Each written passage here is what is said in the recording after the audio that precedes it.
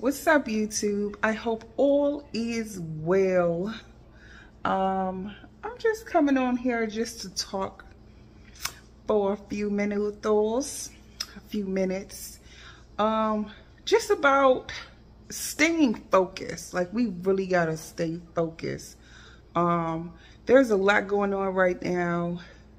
You have in the U.S., we need to get ready to vote for our governors and superintendents and, you know, everybody, lieutenants and sheriffs, and, you know, so we got to vote.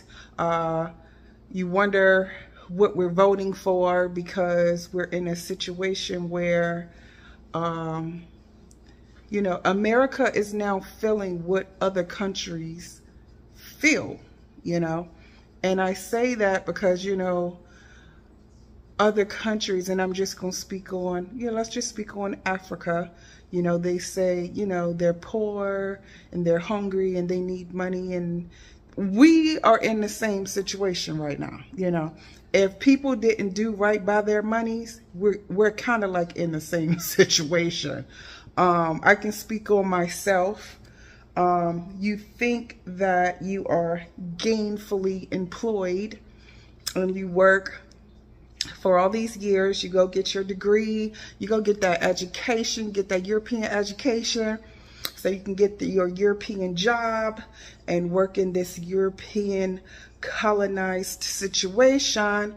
And things can happen. You know, I can remember one good friend, and I think I was in my 20s then, so she had to be like maybe not even hitting 30, and she had a great job, or maybe she was in her 30s. I can't really remember, but she was young. She had a great job at an insurance company, and the company folded, and you know, so she got a pension, or I'm sure a little something, but she moved on with her life, and she never went back to corporate America again.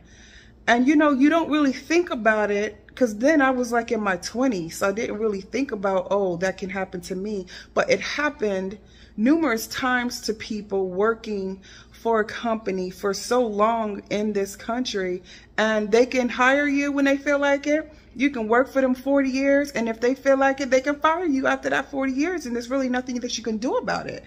I can finally speak on my situation where I was working for a facility for almost 19 years.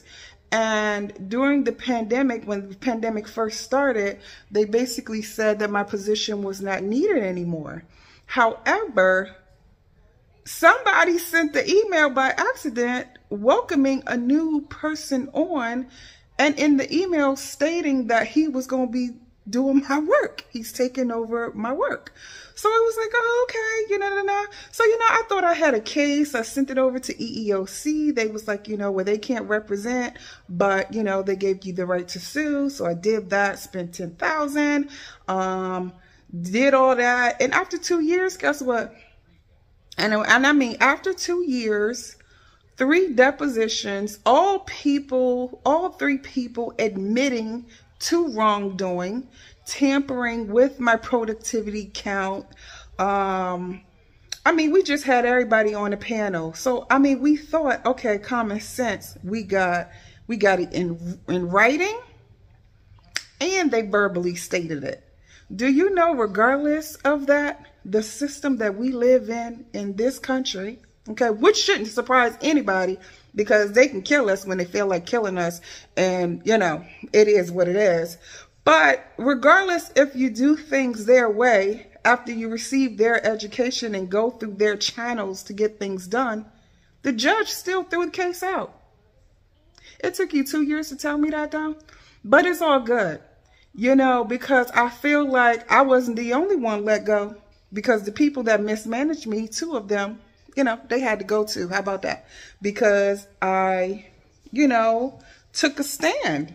So regardless if I won or didn't win, of course I didn't win financially, but yeah, I did feel like I took a stand and won to a certain degree, because you ain't gonna just do me like that. You know, it's so common for people to just, you know, and now I see why people do it, you know, and no judgments being passed at all.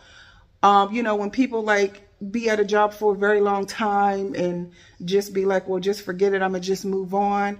You know, I see why they do it, because the system is set up to where you have to go through so much and you still may not be appreciated or given what you think you should be given, you know, for your time of service, which it really wasn't, because for all that time of service, I worked with these people. They only gave me, I think it was like 6 weeks of severance pay for 18.5 years. Like, that's legal, y'all. That's legal, okay? But anyways, so, you know, regardless of that, you know, it just puts things in perspective. And for me personally, makes me work even harder to get what I need to get, because now I need to get them 2 years back that I lost and I'm gonna work for, and continue on my projects and do what I need to do, you know. So staying focused. But I realized here in the last few days, I mean, I just got I read another article about the UAE, the United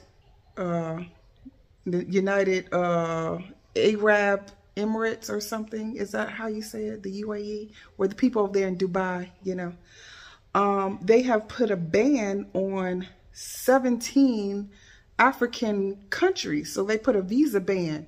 So 17 African countries cannot visit the UAE. Okay, and this was effective yesterday, I think, 10/25. And you'd be like, what? Like, what is it? Like, what is really the real deal here going on? Because they can come over to the motherland and do business with us and, you know, get what they need to get, but we ain't treated the same. Now, is this a surprise? No, it ain't a surprise. But what it is I wonder, like, how much do we as a people even love ourselves? Like, how do we keep accepting this? Like, how do we keep enduring all of the disappointments, trauma, pain of how we as a people are being treated, and yet we still not putting our resources together? Like, what is it going to take for us to stop hating ourselves? And hate is a very strong word, but I feel like we don't like ourselves, you know? I mean, how do we keep accepting situations after situations after situations, and we just keep forgiving and moving on and moving past? Like, we'll talk about it, but then we'll move on and move past and keep on going. And then I also thought about how Akon was just over there in Dubai when I had went, like, last year. I think he was over there and, you know, had meetings set up with the Emirates, and, you know, I'm sure to talk about the whole Akon City situation. And, you know, I don't know what the outcome of those meetings, and, you know, because I'm not on Akon's level, but well, I am in another way. Now, don't get me wrong, but, you know what I'm saying, I ain't meeting with the Emirates. You got me? But, you know, you don't even know what the outcome of those situations are.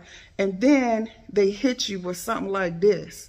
Okay, yeah, we'll do business with you on this end, but we don't want your people over here in our country, though. Like, who does that? And why do we accept that? Okay. So I was also thinking about, you know, in this whole situation, and just I wanted to encourage you all about just staying focused and getting your finances together as well. And I say that because I've purchased 2 homes in the United States of America, and one I'm still paying on, so it's not really my home. If the bank comes and get it, if I don't make these payments on it, it's theirs. But one, you know, when I sold it, of course, that was cleared. But when I tallied up, like, all the money that I have spent since I think I purchased my first home in my 20s. So out of all of those years, making that mortgage payment, making the tax payments, making the insurance payments, and all that stuff on a house. The first house was 135,000 USD. The second house that I'm currently in was 189,000 USD. Okay. So during all of them years, I can remember in DC, I was paying maybe like $1,200. Then when I came here, I was just paying the interest, the interest and principal, because my taxes were being paid separately. But regardless, overall, let's just say I have spent about $400,000, and that's just a rough amount. $400,000 I've spent in mortgages from the beginning to currently. Now, if I continue to pay mortgage on this house that I'm currently in, which I probably have, 15 more years, I'm going to pay probably another $400,000, even maybe $500,000 within that time frame. Now, isn't that crazy right there, y'all? On a house that was $100 and something thousand. But because you're paying all that interest, you really ain't never seeing your money. Then on top of that, you have to go get a car. People paying minimum. I don't even know how much cars are, because I never bought a new car. I always bought my cars in cash. You know, if I feel like I want to be in a new car, I'll go rent a car. But I don't want a car note, okay? And that's just my personal preference.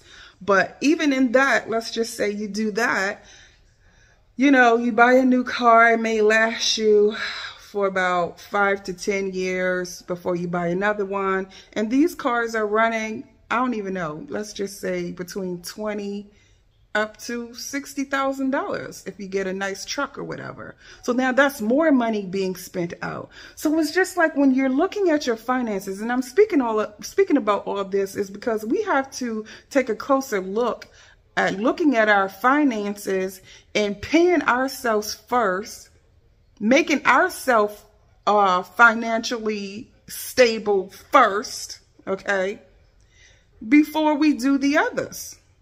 All right. And I say that to say, you know, even if you are approved for a $400,000 home, I remember when I first moved here, they were taking me out to see homes that was $350,000 because they was going off of the income I was making in DC. Okay, well, if I'm moving from DC to Georgia and you guys are not even paying the salary that they paid in the North, why would you show me some houses that cost this much? They don't care. They just want to make that sale. You get in that house. They don't care if you lose that house tomorrow. It is what it is. Everybody got paid. But who's financially stable? It's not you. So you have to start really pulling some things together, getting your finances together, getting resources together. I mean, I would say coming together, but we know no matter, you can talk to somebody till they're blue in their face about let's try to do things together instead of doing things separate. Everybody want their own space, their own whatever. You know, I wanted my parents to come here. You know, they want to be in their own space, you know, which I understand, but it comes to a point where I think if we could at least get along for 5 daggone minutes, we can be able to achieve so much more. You know what I mean? And we just kind of, we comfortable just being. We're comfortable. Like, we are just too comfortable. And in this world that we're living in, it's taking our comfort away from us. You can clearly see. Okay? You know, I feel bad for our youth because they out here getting these college degrees. Them loans are stacking up. And when they get out, Is the salaries going to be able to pay them loans back? The salaries that they're about to get, because they thinking they're going to get one salary, but who knows what they're going to pay when they get out there, you know? I be talking to my daughter, you know, about, you know, because, you know, sometimes kids, they don't want to listen to the rules, and we went through a little rush patch. But, you know, she's on point right now, which is good. However, you still have to work and do something. So I don't know if you're going to build a little tiny house in the backyard. You know, this would be Big Mama's house right here. But, you know, you need to still have a certain type of independence. Now, no, I wouldn't want her to go here and get an apartment paying rent. The rent is more than what my freaking mortgage is. Like, that doesn't make any sense. But because we are a people that we just want our own, so we can just do our own thing, you know, we're not thinking about, like, we're not thinking about things on that financial level. You know what I mean? Because we just want to do what we want to do. But we are going to have to start teaching our youth to think differently.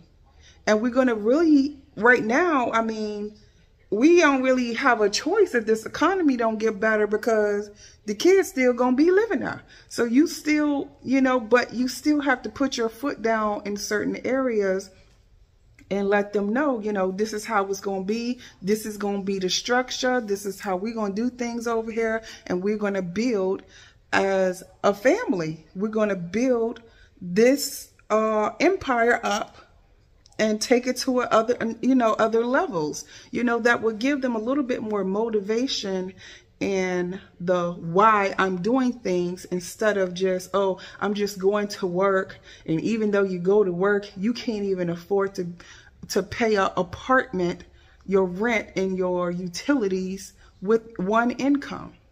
That's not good.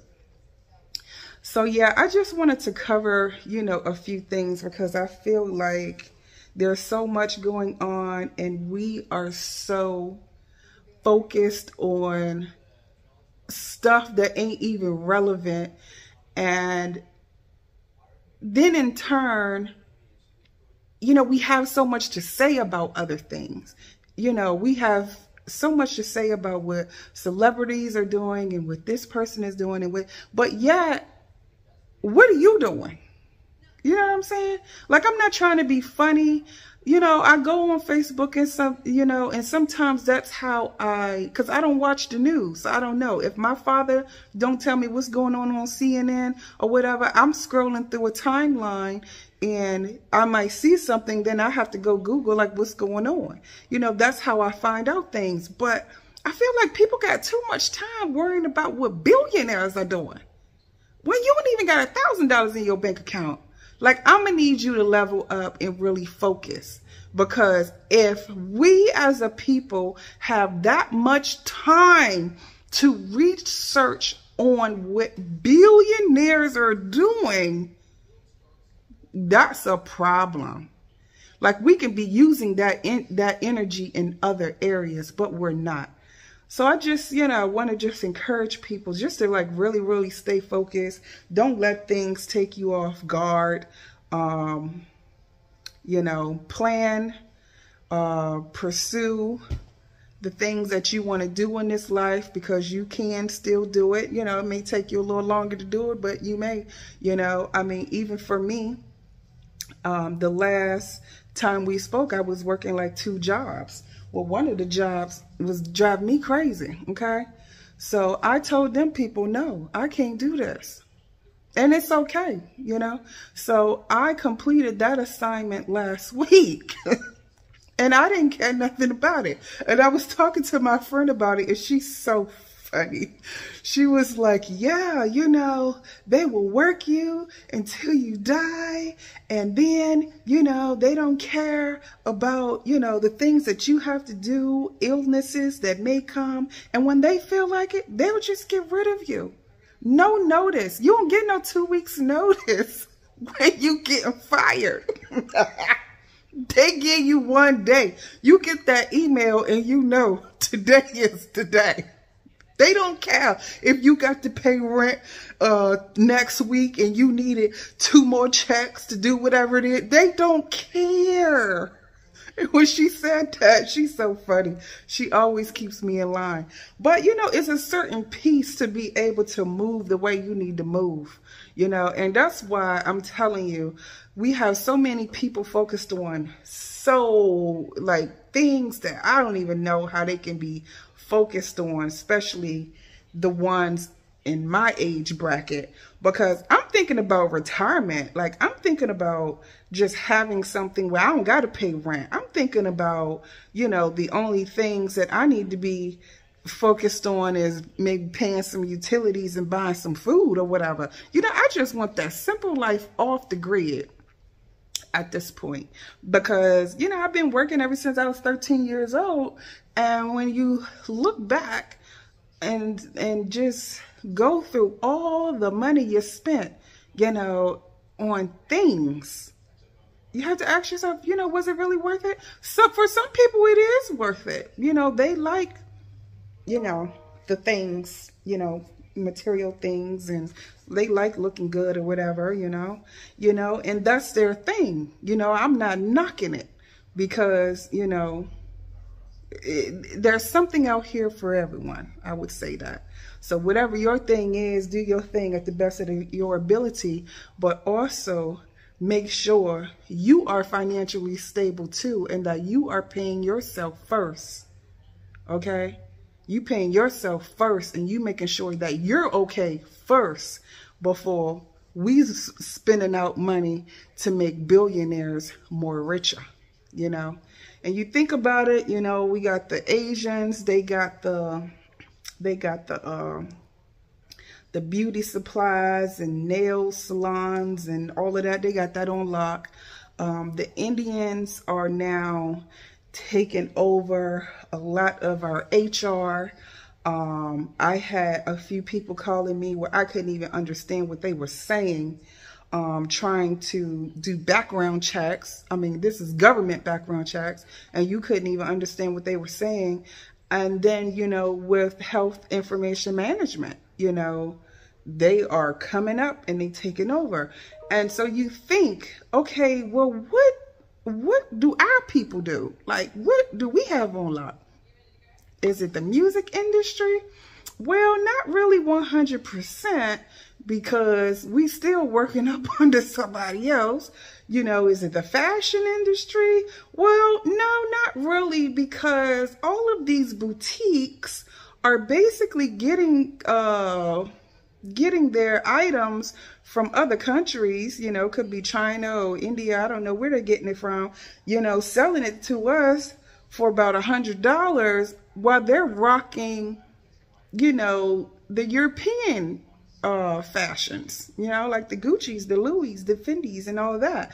So it's just like, you know, with all that time, because we are such a talented people, why didn't we create our own brand?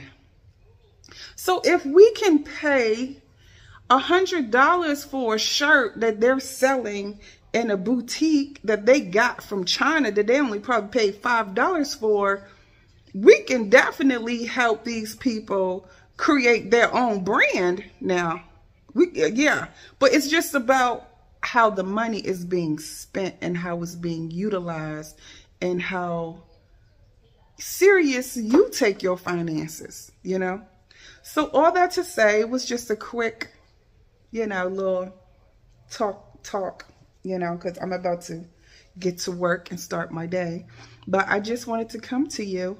Other than that, I'm just working, guys. I'm just working, and I'm hoping to get that ticket over there, back over there to Senegal in December, so we can just stage it out, you know. And I'm going to keep doing what I need to be doing. I'm going to keep pushing regardless of what obstacles come in my way. I am still focused, and I am here to encourage you to stay focused as well. Peace, love, and happiness, YouTube. Thanks for watching.